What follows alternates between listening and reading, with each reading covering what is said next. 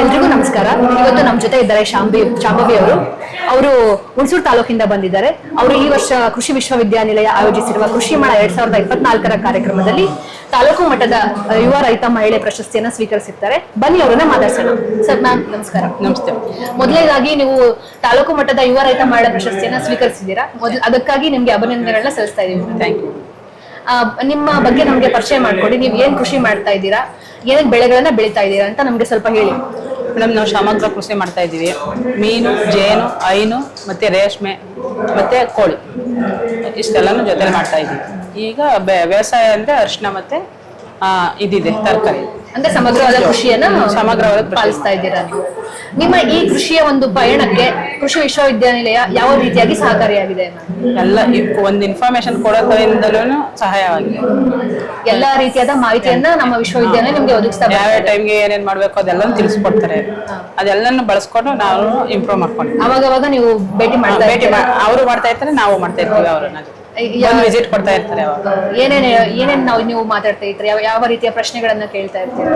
ನಾವಂದ್ರೆ ಈಗ ಒಂದು ಬೆಳೆಯಲ್ಲಿ ಏನಾದ್ರು ಪ್ರಾಬ್ಲಮ್ ಆಗಿದ್ರೆ ಅದಕ್ಕೆ ಯಾವ ರೀತಿಯಾದಂತ ಗೊಬ್ಬರ ಹಾಕ್ಬೇಕು, ಉತ್ತಮ ಔಷಧಿ ಎಲ್ಲಾನು ಬಳಸ್ಬೇಕು, ಆ ರೀತಿ ಎಲ್ಲ ಇನ್ಫಾರ್ಮೇಶನ್ ಕೊಡ್ತಾರೆ. ಕಾಲಕ್ಕೆ ತಕ್ಕಂತೆ ಅವಾಗ ಬಂದು 15 ದಿನಕ್ಕೊಮ್ಮೆ ವಿಸಿಟ್ ಕೊಡ್ತಾರೆ, ತಿಳಿಸ್ಕೊಡ್ತಾರೆ. ನಾವು ನಮ್ಗೆ ತಿಳಿಲಿಲ್ಲ ಅಂತ ಗೊತ್ತಾದಾಗ ಕೇಳ್ಕೊಂಡು ತಿಳ್ಕೊಳ್ತೀವಿ. ಅದೇ ನಿಮ್ಮ ಈ ಕೃಷಿ ಸಾಧನೆಗೆ ನಮ್ಮ ವಿಶ್ವವಿದ್ಯಾನಿಲಯ ಭರವಸೆಯಾಗಿ ನಿಮ್ಮ ಬೆನ್ನೆಲುಬಾಗಿ ನಿಂತಿದೆ ಅಂತ ಹೇಳ್ತಾ ಇದ್ದೀರಾ. ಅದು ನೀವು ಪೂರಕವಾಗಿ ನೀವು ಹೇಳಕ್ ಇಷ್ಟಪಡ್ತೀರಾ?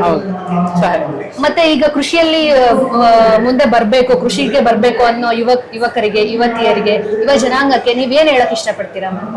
ಪ್ರತಿಯೊಬ್ರು ಬಂದು ಈ ಪಾಲ್ಗೊಳ್ಳಿ. ಈಗ ಎಷ್ಟೋ ಜನ ಓದಿರೋಂತ ವಿದ್ಯಾರ್ಥಿಗಳು ಇರ್ತಾರೆ, ಅವ್ರ ಕೆಲಸ ಇಲ್ಲದೆ ಈ ಬೆಂಗಳೂರಲ್ಲಿ ಸುತ್ತಮುತ್ತ ಅಲ್ದಾಡೋರು ಇದ್ದಾರೆ. ಅವರೆಲ್ಲ ಬನ್ನಿ, ನಿಮ್ ಜಾಗಕ್ಕೆ ಬಂದು ಕೃಷಿ ಮುಂದುವರ್ಸ್ಕೊಂಡು ಹೋಗಿ. ಅಪ್ಪ ಅಮ್ಮ ಸಪೋರ್ಟ್ ಆಗಿ ನಿಲ್ಲಿ, ಅವ್ರು ಎಂದಿಗೂ ಕಾಲಕ್ಕೂ ಜೊತೆಯಾಗಿರ್ತಾರೆ ಅಂತ ಕೇಳಕ್ ಇಷ್ಟಪಡ್ತೀನಿ.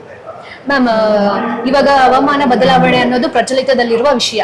ನಿಮ್ಗೂ ಗೊತ್ತಿರೋ ಹಾಗೆ ಕೃಷಿ ವಿಶ್ವವಿದ್ಯಾನಿಲಯದ ಕೃಷಿ ಮೇಳ 2024ರ ಘೋಷವಾಕ್ಯವು ಕೂಡ ಹವಾಮಾನ ಚಂದ್ರ ಡಿಜಿಟಲ್ ಕೃಷಿ ಅಂತ.